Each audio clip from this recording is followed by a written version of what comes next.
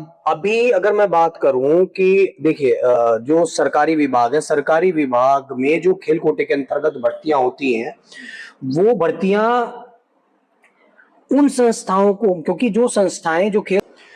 नमस्कार, आप देख रहे हैं स्ट्रीट्स ऑफ सहारनपुर। मेरा नाम है अगस्त्य अरोड़ा। आज हमारे साथ बात करने के लिए मौजूद हैं सहारनपुर से अंतर्राष्ट्रीय बॉडी बिल्डर रहे, वर्तमान में भी खेलते हैं, बॉडी बिल्डिंग की प्रैक्टिस करते हैं। नाम है गौरव कपिल। वर्तमान में भाजपा से सहारनपुर के पार्षद हैं। आप पिछले काफी समय से खेल जगत के लिए एक आवाज उठा रहे थे, जिसमें कि खेल की दो संस्थाएं थी, उनमें अनियमितताओं को लेकर आप एक लगातार आवाज उठा रहे थे। वो आवाज आज इनकी सफल हुई है। इसी विषय में हम आज बात करेंगे। बहुत बहुत स्वागत है गौरव जी आपका। धन्यवाद, आपका बहुत बहुत धन्यवाद। अभी बरेली में एक जिम कांड हुआ, जहां एक महिलाओं को जिम में नशीला पदार्थ पिलाकर तथाकथित एक आरोप लगाए गए, खबरें चली। उस विषय को किस तरह देखते हैं? उसमें अगर बात करें तो मैं इस विषय पे भी आऊंगा और इसकी जड़ भी बताऊंगा। उत्तर प्रदेश में एक संस्था है, UP body building and fitness association, जो मेरठ से पंजीकृत है, जिसे अभी हाल ही में निरस्त किया गया रजिस्ट्रार, डिप्टी रजिस्ट्रार कार्यालय मेरठ से, क्योंकि उनके द्वारा जो है स्वयं को भारत सरकार खेल मंत्रालय से मान्यता प्राप्त बताया गया। इतना ही नहीं, एक ही पंजीकरण पर दो कार्य समिति प्रदेश में कार्य कर रही थी। ये पूरी तरीके से खेल जगत को, खिलाड़ियों को, आम जनमानस को गुमराह करने के समान है। क्योंकि जो व्यक्ति जब कहेंगे कि जब जिसकी कार्यशैली के अंदर ही छल हो, तो उससे आप कैसा फल ले पाएंगे? एक ही पंजीकरण पे किस तरह दो संस्थाएं काम कर सकती हैं? मतलब एक रजिस्ट्रेशन नंबर दिया जाता है, किसी भी चीज को आप रजिस्टर कराने जाएं, चाहे वो किसी भी जीएसटी का हो, दुकान से संबंधित हो, व्यक्ति का निजी रजिस्ट्रेशन हो, या सोशल मीडिया पे भी आप अकाउंट बनाते हैं तो सबका अलग अलग बनता है। तो संस्था कैसे एक ही रजिस्ट्रेशन नंबर पे दो दो चल रही है? जैसे कार्य समिति एक टाइम पे गठित हुई, तो उसमें किसी का मान लिया देहांत हो गया या कुछ आपसी विवाद हुआ, कुछ इस तरीके का, वो तो विषय नहीं है। लेकिन ये जो लोग हैं, जो कार्य समिति जिसके ऊपर आरोप लगे, जिसके द्वारा इस तरीके के कृत्य किए जा रहे थे, जो खुद को भारत सरकार के खेल मंत्रालय से मान्यता प्राप्त दर्शाकर, बताकर लोगों को गुमराह कर रहे थे, सारी चेन तो उन लोगों के द्वारा खड़ी करी गई है। उस तरीके की जो भ्रष्ट तंत्र खड़ा किया गया, वो तो उन लोगों के द्वारा किया गया। किन लोगों के द्वारा, एक बार वो जैसे जो उस संस्था के तथाकथित जो अपने आप को सचिव बताते हैं, वो है विश्वास राव, वाराणसी के निवासी हैं। उनके द्वारा जो है प्रॉपर ये संस्था उनके संरक्षण में चल रही थी। समिति, जो कार्य समिति ये काम कर रही थी, बात करें तो अपने आप को भारत सरकार से मान्यता प्राप्त दर्शाया, ठीक है। फिर उसके और उसी को दर्शाकर कार्यक्रम, उसके नाम पे धन की उगाही। सबसे बड़ी बात यह है कि जहां पर शुल्क इनके अपने बायलॉज में भी 500 रुपए दर्शाया गया था, वहां पे 10-10 हजार रुपए तक की भी उगाही इनके द्वारा की गई। एक और जो चीज थी कि जो हम बोलते थे अपने आप की उसके अंदर, कि ये एक पर्टिकुलर एक एजेंडे के ऊपर काम कर रहे हैं। जिस एजेंडे के ऊपर काम कर रहे हैं उसके समय समय पे परिणाम भी सामने आते रहते हैं।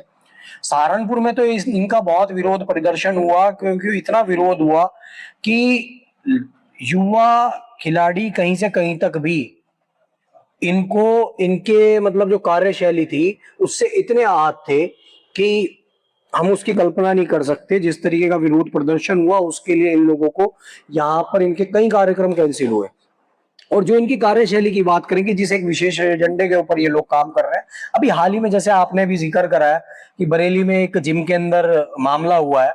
मेरे लिए दुखद ये है कि जिस इंडस्ट्री ने हमें सब कुछ दिया, मान सम्मान दिया, जिस गेम ने हमें मान सम्मान दिया सारा, आज उसके ऊपर इस तरीके के लोगों के द्वारा जिस तरीके के कृत्य किए जा रहे हैं, आज पूरी इंडस्ट्री बदनाम हो रही है।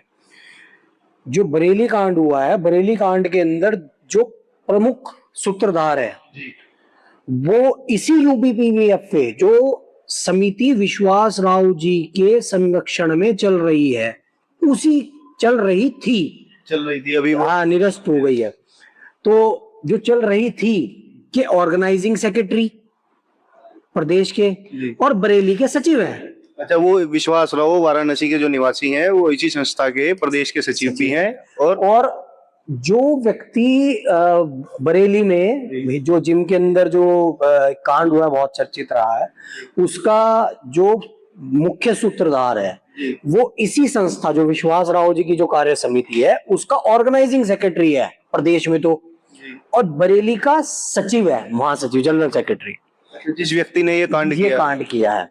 तो कहीं ना कहीं और हम लगातार, जब जिसकी जड़ों में ही झूठ, हर चीज में झूठ छुपा हो, तो वहां से तो इसी तरीके के कृत्य पाए जाएंगे ना, ऐसे ही कृत्य होंगे, इसी उद्देश्य के साथ वो लोग काम कर रहे हैं, तो वो चीजें हो रही हैं।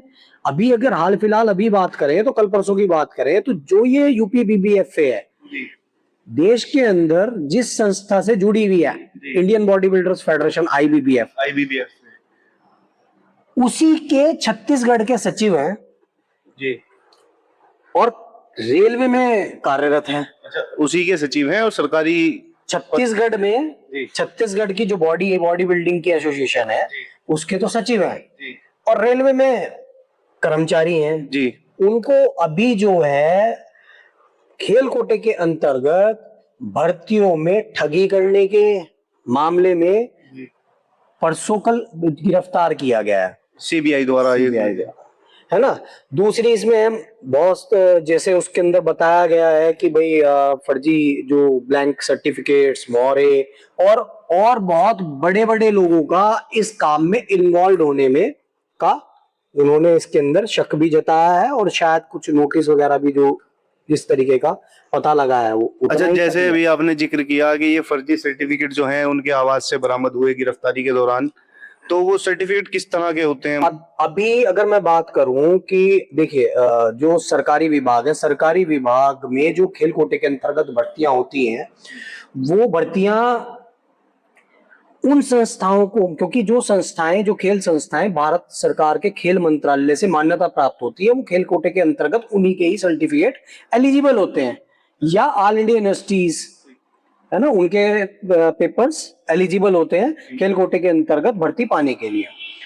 अब अगर जो आईबीबीएफ है उसकी मान्यता 31 दिसंबर 2021 में समाप्त हो गई थी, और मैं उसके बाद भी अपने आप को भारत सरकार से मान्यता प्राप्त बताता रहूं, दर्शाता रहूं, सर्टिफिकेट्स पे करता हूं, तो छल हुआ। वो रिन्यूअल नहीं हुई 2021 में? मैंने जब मिनिस्ट्री ऑफ यूथ अफेयर्स से जब इसकी सूचना मांगी, तो उन्होंने बताया कि हमारे नाम का दुरुपयोग, जी, मतलब बिना मान्यता हमारे नाम का इस्तेमाल, हमारे चिन्ह का इस्तेमाल, वो पनिशेबल ऑफेंस है, और उसमें उन्होंने धाराएं तक बताई हैं कि ये पनिशेबल ऑफेंस की श्रेणी में आता है। तो सीधी सी बात है कि आप ही, अगर मैं आपसे पूछूं, आपका आज ड्राइविंग लाइसेंस एक्सपायर हो गया है, तो क्या आपका चालान नहीं होगा? क्या बिल्कुल होगा। ड्राइविंग लाइसेंस ना होने के उसमें ही होगा ना, ये तो रिन्यूअल कराना पड़ेगा। तो रिन्यूअल कराना होगा। आप ये तो नहीं कह सकते कि मैंने रिन्यूअल के लिए अप्लाई कर रखा है और आज मुझसे ये घटना हो गई है या मैं चीज कर रहा हूँ तो मेरे पास सड़क पे नहीं उतर सकते ना। सेम वही चीज है। इसी चीज को कह के भी ये लोग गुमराह करते हैं कि हमारे जो है हमने तो अप्लाई किया हुआ है। ऐसा नहीं है, मैं बताता हूँ। 2012 में जब इस संस्था ने मान्यता ली, उस टाइम की तत्कालीन सरकार के द्वारा भारतीय स्पोर्ट्स कोड 2011 की पूरी तरीके से अनदेखी की गई थी। जिस संस्था का जन्म 2010 में हो रहा है, उसको आप 2012 में मान्यता कैसे दे देंगे? कितने समय का, वैसे इसमें मैं आपकी बात रोकता हूँ, कितने समय का, जैसे मान लीजिए मैंने कोई संस्था खोली, अभी वर्तमान में सरकार है, तो कितना समय मुझको लगेगा उसे मान्यता प्राप्ति के लिए? लगभग, पहली बात तो किसी एक वर्ल्ड बॉडी से, क्योंकि स्पोर्ट्स के अपने एक नियम है और उसमें पारदर्शिता रखने के लिए, न्याय रखने के लिए उसी तरीके से संस्थाएं गठित की गई है। जैसे बाड़ा है, वर्ल्ड एंटी डॉप, वो एक संस्था को, वर्ल्ड बॉडी को मान्यता देगी, मतलब मानक अंतरराष्ट्रीय लेवल पर भी तय कर दिए गए हैं। तो वो एक हर देश के अंदर अपनी अपनी संस्था खड़ी करेगी, एक बॉडी खड़ी करेगी। तो जिस संस्था की वर्ल्ड बॉडी का ही जन्म 2 साल पहले होने लग रहा है, क्या इससे पहले वर्ल्ड में कोई बॉडी बिल्डिंग की संस्था ही काम नहीं कर रही थी? देश में इससे पहले कोई संस्था काम नहीं कर रही थी? क्योंकि अगर अर्जुन अवार्ड में बात करें, आप इसको ऐसे समझिए कि जो अर्जुन अवार्ड में बात करें, तो अर्जुन अवार्ड के बॉडी बिल्डिंग में अब तक 7 अर्जुन अवार्ड हुए हैं, जिसमें से 6 अर्जुन अवार्ड 2019 से, यानी इस संस्था को जब मान्यता 2012 में मिली, उससे पहले के हैं। अगर उससे पहले हुए हैं तो क्या इससे पहले क्या उस टाइम पे कोई बॉडी काम नहीं कर रही थी देश के अंदर? कोई एलिजिबल बॉडी नहीं थी क्या? ये भी भाई ऐसी ऐसी क्या आवश्यकता हुई या ऐसी क्या इस परिस्थिति पैदा हुई कि एक इतने लंबे टाइम से चलती हुई आ रही संस्था, उसे तो दरकिनारा कर दिया जाता है, और एक संस्था जिसका जन्म अब हो रहा है, जो प्रॉपर मानक भी पूरे नहीं कर रही है उसे, और इस चीज को आप कैसे नकार सकते हैं? आप कतई नहीं नकार सकते, क्योंकि ये खेल जगत खिलाड़ियों के भविष्य से जुड़ा विषय था। आपने भारतीय स्पोर्ट्स कोड की अनदेखी कैसे कर दी? तो वो उस टाइम पे जो है, उस टाइम की सरकार के और बहुत सारी चीजें हो जाती थी। फिर अपनी सरकार आई, जब भाजपा सत्ता में आई तो उन्होंने मानकों के उस तरीके से, और उस टाइम पे जो मिनिस्टर थे अनुराग ठाकुर जी, उन्होंने बड़ी गंभीरता से लिया खेल और खिलाड़ियों को बड़ी गंभीरता से लिया, और 2021 में मान्यता को रद्द कर दिया गया। एक सवाल ये आता है, जैसे आप इतने समय से क्रांतिकारी भूमिका में रहते हैं खेल जगत की सहारनपुर से, तो जब सरकार इतने समय से है, सब चीजें हैं आपके जैसे और भी बहुत सारे लोग जागरूक हैं खेल जगत को लेके और बहुत सारे खिलाड़ी हैं, तो ये जो लोग हैं जिन पे आप लोग आरोप प्रत्यारोप लगा रहे हैं, जिनकी गिरफ्तारियां हुई हैं, ये लोग स्थापित कैसे हो गए? फिर मैं आरोप प्रत्यारोप नहीं, जो चीजें बोल रहा हूँ वो साक्ष्य के आधार पे बोल रहा हूँ। ये जो लोग जो गिरफ्तार हुए हैं, तो वो कहीं ना कहीं नजरों में उस तरीके के कृत्यों के कारण ही तो विभागों के आए हैं।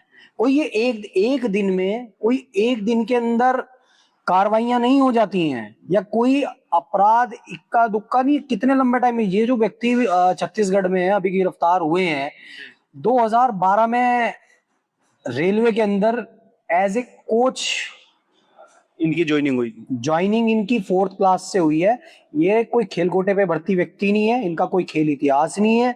उसके बाद कैसे? क्योंकि मैं लगातार मैं माननीय प्रधानमंत्री जी, हमारे देश के मुखिया, उनका धन्यवाद करता हूं। उनके प्रयास सफल हो रहे हैं, रंग ला रहे हैं, जिनके परिणाम ये हैं। हम पिछले गत वर्षों में अंतर्राष्ट्रीय पटल पर अपने खिलाड़ियों का जो है प्रदर्शन देख सकते हैं, कितने मेडल हमने अर्जित किए, और उन्हें अगर पहले के परिणामों से तुलना करें तो हम ग्रोथ कर रहे हैं। लेकिन अगर सिस्टम में इस तरीके के लोग, जैसे छत्तीसगढ़ का मामला हुआ, या आईबीबीएफ जैसी संस्था जो प्रॉपर एक अपना सिस्टम के अंदर अपना एक तंत्र स्थापित कर चुकी है, ऐसे लोगों की अगर जांच नहीं होगी, पूरी आईबीबीएफ और उससे संबंधित जो विभागों में अलग अलग, मतलब अलग अलग विभागों के कोच और उनके द्वारा जितनी भर्तियां की गई, एक बार उनकी जांच कर ले तो पता लग जाएगा कि इतने टाइम पीरियड में 2012 के बाद और अब तक इनके द्वारा कितना पात्र खिलाड़ी के साथ अन्याय किया गया। जो दूसरी बात ये है, जब रेलवे विभाग खुद ये कहता है कि भाई जिस संस्था की मान्यता नहीं है उसके सर्टिफिकेट हमारे पास ना तो रिक्रूटमेंट के लिए या इंक्रीमेंट में कहीं भी मान्य नहीं होंगे। 2021 के बाद जितनी भर्तियां हुई वो किस ग्राउंड पे हो गई, किन कागजों के आधार पे हो गई? मैं बताता हूं। रेलवे के अपने जो विज्ञापन थे उनके अंदर स्पष्ट कह दिया गया था कि सिर्फ आईबीबीएफ के खिलाड़ी ही मान्य होंगे। ये समझ में आता है उस तंत्र, उन लोगों की हमारे तंत्र के अंदर सेंध पे। इसलिए मैं चाहता हूं कि आईबीबीएफ से संबंधित जितने मतलब जो पदाधिकारी और जो विभागीय कोच इन लोगों से जुड़े हुए हैं, उस तंत्र की एक बार पूरी जांच हो। जैसे अगर ये जो श्रीमान जी वहां पर गिरफ्तार हुए हैं, जरा इनके रिश्तेदारों की भी खातों की और सगे संबंधियों की खातों की भी जांच हो जाए तो पता लग जाएगा कि किस तरीके से ये लोग कार्य कर रहे हैं। ना कि हाँ यार ये तो खेल जगत के हितार्थ कार्य कर रहे हैं, और अच्छे लोग हैं, खिलाड़ियों को एक मंच दे रहे हैं, लेकिन इस चीज की आड़ में वो क्या कर रहे हैं ये तो अब खोलना शुरू किया ना। अगर बात करें कि जिस समय पे अगर मैं अपनी बात करूं, अपने पे ही लेके बात करूं इस चीज को, तो मेरे को आज जो है जिस तरीके की ये घटना अभी छत्तीसगढ़ में हुई है, अगर इस तरीके के लोग ना हो तो मुझे 19 वर्ष हो गए होते सर्विस करते करते। अच्छा, 19 वर्ष? 19 वर्ष मेरे को सर्विस करते करते हो गए होते। 19 वर्ष पहले मतलब हाँ, ये लोग अपात्र लोगों को जो है ना, पात्र लोगों की प्रतिभा की हत्या करके अपात्र लोगों को जगह दिलाते हैं। ये बहुत बड़ा आरोप आप लगा रहे हैं ये व्यवस्था। हाँ, तो पात्र भाई एक बात बताइए ना, अभी मैं बता दूं जिस व्यक्ति की बात कर रहे हैं, एक बार 2012 के बाद से उनके कोच रहते रहते जितनी भर्ती प्रक्रिया हुई है, weight lifting, power lifting, body building, जरा एक बार जांच तो करा लीजिए, दूध का दूध पानी का पानी हो जाएगा। उन भर्तियों के अंदर ऐसे भी लोग मौजूद हैं, जरा उनके बोन डेंसिटी टेस्ट करा लीजिएगा, आपको पता लग जाएगा कि वास्तविक आयु क्या है किसकी। क्योंकि मेरे टाइम पे भी जिस व्यक्ति को भर्ती करने की प्रयास किया गया था, उसके द्वारा अपनी आयु 15 साल घटा दी गई थी। अच्छा, मतलब 15 साल एकदम कागजों में घटा दी गई थी। यहाँ एक आप और हम जो है एक पासपोर्ट बनाने के लिए परेशान होते हैं, लीगल वो कितनी भी। फॉर्मेलिटी, यहाँ दो दो लिए बैठे रहते हैं लोग, अच्छा जी। दो दो ड्राइविंग लाइसेंस। तो जो मेरा कहना है कि जैसे मैं ये छत्तीसगढ़ वाले महाशय हैं बी राजशेखर राव, जो प्रॉपर एक, हाँ अभी एक लाइन उनके साथ अगर अखबारों में देखे देखे तो अंतरराष्ट्रीय जज, वो उसी संस्था के जज हैं अंतरराष्ट्रीय, जिसका खुद का अस्तित्व नहीं है कोई। जब अस्तित्व उसका खड़ा हो रहा है आके 2010 में, 2010 में जन्मी हुई संस्था, भाई कम से कम 2/3 देशों का तो बहुमत होना चाहिए। बिल्कुल। मैं घर घर की एक टीम बनाऊं और उसमें जाके मेडल लगाऊं, स्वघोषित। और हाँ, और उसके अंदर मेडल लगाऊं और मैं कह दूं मैं बन गया वर्ल्ड चैंपियन और मैं बन गया एशिया चैंपियन। तो खुद ही जा रहे हैं, खुद ही दौड़ रहे हैं, जैसे यहाँ से लड़कों को भरा बाहर किसी कंट्री में ले जाके। भाई एक कैटेगरी के अंदर आप कितने लड़के खिला दोगे? एक कैटेगरी के अंदर अगर रूल्स के अकॉर्डिंग चले तो एक कैटेगरी में एक लड़का, किसी दो कैटेगरीज में दो लड़के एक देश के प्रतिभाग कर सकते हैं, है ना, जो मेजबानी कर रहा हो देश, है ना। अगर वैसे बात करें, यहाँ पर अगर बात करें तो इनकी संस्था के अंदर वर्ल्ड चैंपियनशिप हो रही, एशिया चैंपियनशिप हो रही, कैटेगरी में लड़के 6 खड़े, 6 में से 4 भारत के खड़े।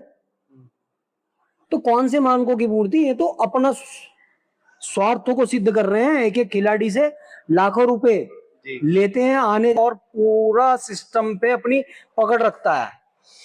सहारनपुर के अंदर भी जो इनकी संबद्ध संस्था भी काम कर रही है, उसकी भी हमने जो है शिकायत की, और मुझे पूरा विश्वास है कि वो संस्था भी निरस्त होगी, कारण उनके द्वारा भी, मतलब अगर आप समाज हित में काम कर रहे हो तो आपको तथ्य छुपाने की जरूरत नहीं है। आप समाज हित में बात कर रहे हो तो आप सत्य को लोगों के सामने रखेंगे।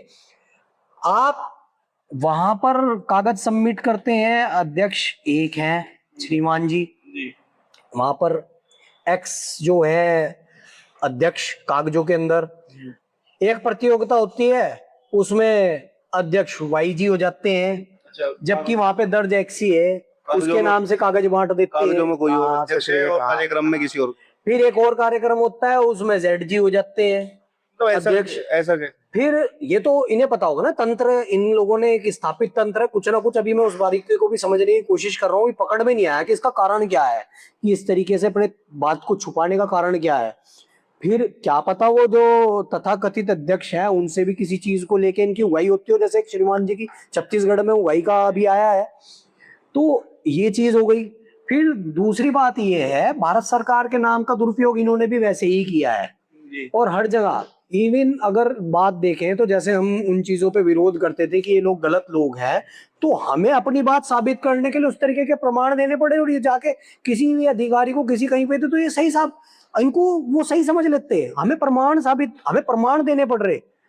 क्या ना, झूठ का कुछ नहीं, झूठ बिल्कुल, और सत्य को जो है उसे प्रमाण देने की आवश्यकता पड़ रही है। को प्रमाण की आवश्यकता पड़ रही है, ये कहावत यहाँ पे झूठी हो जाती है कि प्रत्यक्ष को या सच को प्रमाण की आवश्यकता है। हाँ, तो ये चीजें सहारनपुर में भी इसी एजेंडे के तहत काम कर रही है, जैसे बरेली में हुआ है, सहारनपुर भी उससे अछूता नहीं रहा है। जो आईबीबीएफ से जो जुड़े हुए लोग हैं, तो आपको क्या लगता है कि ये लोग यही वास्तव में सरगना है इस गिरोह के, या ये लोग किसी के लिए काम करते हैं, इनके भी ऊपर कोई नेटवर्क काम करता है? ये पूरा का पूरा एक सिंडिकेट है। अच्छा, ये पूरा एक सिंडिकेट है, जगत का सिंडिकेट। हाँ, सिंडिकेट ही कहूंगा प्रॉपर। और सबसे बड़ी बात, इनके लिए इस तरीके का अपराध, क्योंकि ये अपराध ही है और कोई आम बात है, प्रॉपर इतने व्यवस्थित तरीके से करते हैं। और मैं शुरू से कहता भी आ रहा हूँ कि इन्हें ये पता है कि किस आदमी की कहाँ उपयोगिता है, उसको ये वहां पर विभाग के अंदर सेट करता है। अगर बात करें तो ऐसे सेंट्रल एक्साइज डिपार्टमेंट के अंदर भी लोग मौजूद हैं जो अपने आप को कोच बताते हैं, टीम कोच बताते हैं। क्या खेल कोटे पे भर्ती है उनकी, कैसे भर्ती है, कोई तो क्राइटेरिया रखा होगा। और सबसे बड़ी बात यह है, एक ये व्यक्ति जो सा भी गिरफ्तार हुआ है, अगर इसके विषय में अगर मैं बात करूं तो इसका कोई अपना खेल इतिहास नहीं रहा है ना। और अगर राष्ट्रीय लेवल पे बात करें तो रेलवे की टीम किसी भी खेल के अंदर बहुत मजबूत टीम मानी जाती है जी। क्योंकि रेलवे अपने खिलाड़ियों के लिए बहुत सुविधाएं, सर्विसेज, मतलब आर्मी अपने खिलाड़ियों को बहुत अच्छी सुविधाएं देती है। रेलवे बात करें, बहुत सुविधाएं देती है रेलवे अपने आप को, अपने खिलाड़ियों को। बहुत उत्कृष्ट लेवल के खिलाड़ी रेलवे के होते हैं, वो अंतरराष्ट्रीय पटल पे भी उसी तरीके से प्रतिभाग करते हैं। तो ऐसी क्या मजबूरी आ गई रेलवे के सामने कि कोई भी एक सीनियर खिलाड़ी ऐसा नहीं मिला कि जिसे कोच की जिम्मेदारी दी जा सके, कोई भी एक ऐसा खिलाड़ी नहीं मिला जिसे टीम मैनेजर की जिम्मेदारी दी जा सके। ऐसे कितने लोग अपॉइंटेड हैं, तो वो अपॉइंटेड नहीं है, वो प्लांटेड लोग हैं जो प्रॉपर एक योजना के अंतर्गत आईबीबीएफ के कृत्यों को वहां पे कार्य को कर रहे हैं और उसके कृत्य अब खुल खुल के सामने आने लगे हैं। मैं ये कह रहा हूं कि 2012 के बाद रेलवे और सभी विभाग बॉडी बिल्डिंग की भर्तियों की जांच कर ले और उनके बोन डेंसिटी टेस्ट करा ले, तो बतेरे तो ऐसे मिल जाएंगे आपको कि अपने आप ये कहोगे यार 8-8, 10-10 साल, 15-15 साल तक के अंतर है आयु में। इतना तो ये न्याय है क्या? हम कैसे, जहां हमारे माननीय प्रधानमंत्री जी अंतरराष्ट्रीय पटल पर कहते हैं कि भाई मेरे देश का युवा जो है विश्व की वैश्विक परिस्थिति को उसमें बदलाव लाने में का सूत्रधार होगा, वो बार बार ये बोलते हैं, उनका कथन है कि खेलोगे तो खिलोगे, लेकिन ये तो जो वास्तविक प्रतिभा है उसको मुरझा रहे हैं इस तरीके के लोग। ये तो लोग उनकी जितने प्रयास, जितनी मेहनत है, उस मेहनत को ग्रहण लगाने वाले लोग हैं। इस देश की प्रतिभा की, मतलब खिलाड़ियों की, जो एक प्रतिभाशाली खिलाड़ी है उसकी गर्भ में ही हत्या कर देते हैं, ये वो लोग हैं। भाई एक बात बताइए कि आप एक खिलाड़ी जो है 21 या 21 साल, जैसे आर्मी की बात करें मैक्सिमम आयु एज जो उसके लिए रखी गई है 21 है, अन्य विभागों में 25 है, यानी वो एक ऐसी एज है जब उस टाइम पे निकाल पा रहे कि जो हम अपना स्थान जो है एक वर्ल्ड रैंकिंग में उसको बढ़ा सकें। 71वें स्थान पे थे हम ओलंपिक्स में। अच्छा, जो आप एक खिलाड़ी रहे हैं, बॉडी बिल्डिंग के आप चैंपियन रहे, आपने खेल खेला, अब जो युवा है, जो आज का जो युवा है जो तैयारी कर रहा है बॉडी बिल्डिंग के लिए या किसी अन्य खेल के लिए, उसे आप क्या संदेश देना चाहते हैं? किन किन चीजों का उसे प्रिकॉशन रखना चाहिए?